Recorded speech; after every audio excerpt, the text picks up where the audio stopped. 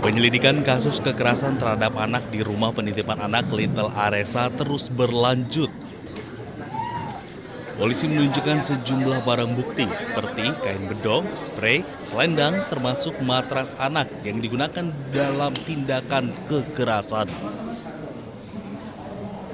Selain itu, polisi juga menetapkan 13 orang sebagai tersangka yang memiliki peran berbeda. 2 diantaranya merupakan ketua yayasan dan kepala sekolah, sementara 11 lainnya merupakan pengasuh. Para tersangka juga dijerat dengan dugaan kejahatan korporasi.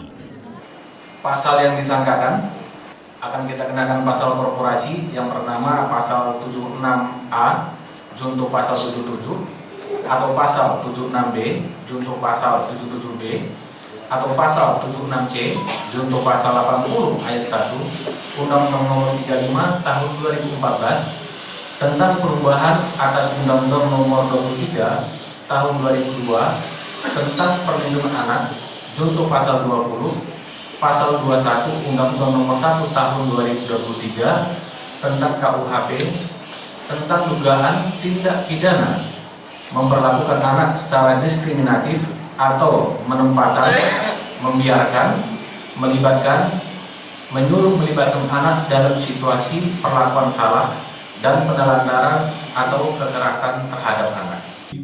Sejumlah orang tua korban yang turut hadir dalam konferensi pers meminta agar pelaku dihukum seberat-beratnya.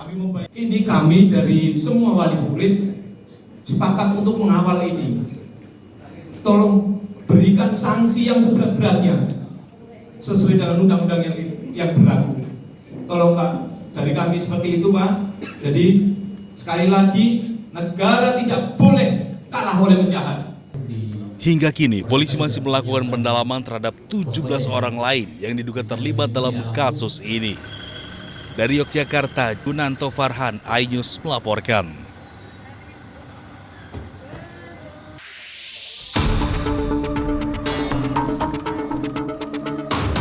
Salah satu tempat penitipan anak daycare sekaligus PAUD yang terkena sidak Dinas Pendidikan Kabupaten Sleman, Yogyakarta berada di kawasan Kronggahan, Kelurahan Trihanggo, Gamping, Yogyakarta.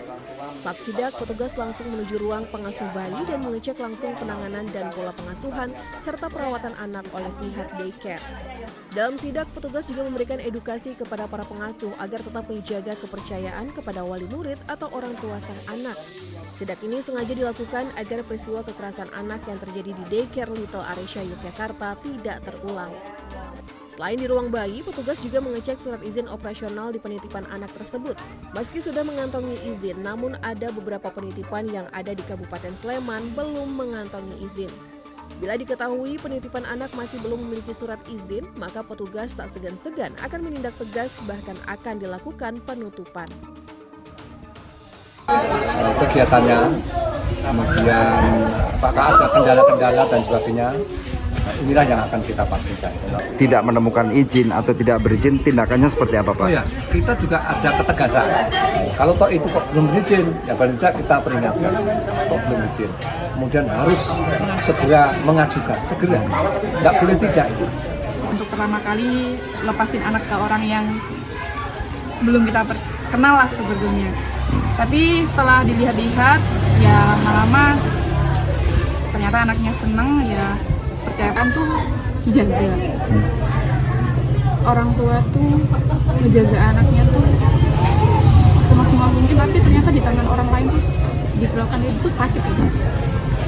Nggak ngalamin, tapi baca berita kemarin tuh. Sebelumnya, sebuah tempat penitipan anak daycare di Umbul Harjo, Kota Yogyakarta viral di media sosial. Peristiwa itu mencuat setelah diduga adanya tindak kekerasan dan perlakuan tidak manusiawi terhadap anak-anak yang dititipkan di lokasi tersebut.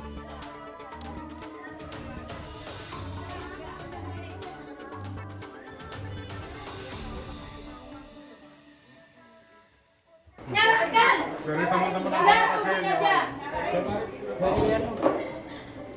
Dari security Pak, dari mana cepat Pak, tolong nyalakan Pak.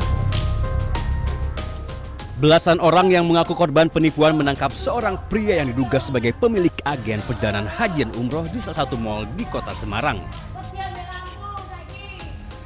Peristiwa terjadi setelah para korban kesulitan berkomunikasi dengan pihak agen untuk menagih janji keberangkatan umroh pada bulan Desember tahun lalu. Sejumlah korban mengaku telah membayar biaya umroh puluhan juta rupiah. Bahkan ada korban yang menyetor hingga 275 juta rupiah. Sementara pemilik agen berdalih ada kendala hingga menunda keberangkatan. Harusnya tanggal 5 Januari, saya sudah melakukan pelunasan di bulan Desember.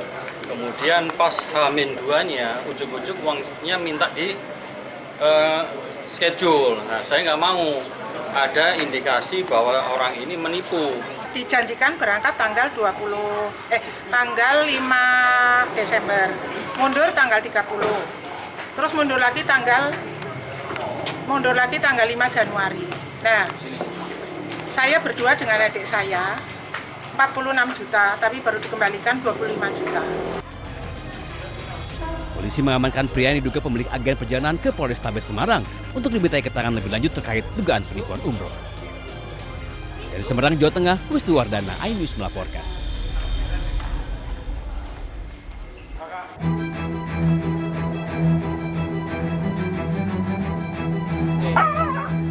Tiga penghuni rumah, nenek, anak, dan cucu menjadi korban gigitan anjing peliharaan sendiri di Kampung Mojosari, Kelurahan Sragen Kulon, Kabupaten Sragen, Jawa Tengah. Anjing mendadak agresif dan menyerang, diduga karena sedang birahi. Akibat serangan ini, korban nenek, anak, dan cucu terluka di bagian tangan dan lengan. Petugas PMI Public Safety Center 119 pemadam kebakaran dan relawan SAR kemudian mengevakuasi hewan tersebut.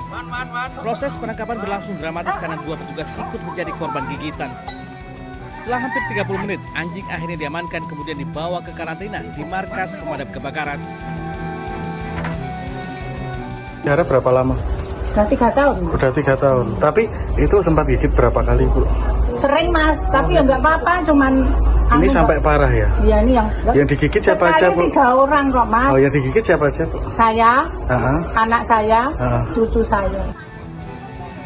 Pasca insiden itu, 3 warga dan 2 petugas telah dibawa ke RSUD Dr. Suhadi, Prijonegoro, Sragen untuk mendapatkan penanganan medis dan suntikan anti rabies. Dari Sragen, Jawa Tengah, Joko Pirosa News melaporkan.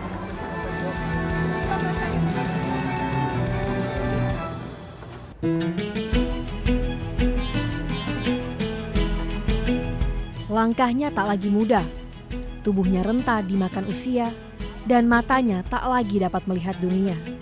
Namun di balik keterbatasannya, ada cahaya iman yang menuntunnya hingga ke tanah suci. Dengan bantuan anaknya, ia menapaki setiap jengkal perjalanan, bukan dengan penglihatan, melainkan dengan keyakinan. Mbah Sarjo, 71 tahun, menapakkan kakinya dengan satu niat sederhana, yakni menyempurnakan rukun Islam sebagai bekal menghadap Allah kelak. Nah, saya ini orang Islam toh, kan harus rukun Islam yang kelima harus kalau mampu harus dilaksanakan. Mata saya diperkirakan oleh dokter mata sudah nggak bisa sembuh. Jadi saya ingin ibadahkan yang untuk sangu saya besok.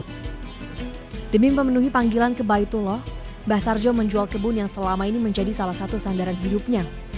Bukan hanya untuk dirinya, tetapi ia mendaftar haji berikut anak dan istrinya. Kisah ini menjadi pengingat bahwa dalam keterbatasan selalu ada kekuatan. Dari Madinah, Arab Saudi, Eti Juitasari melaporkan.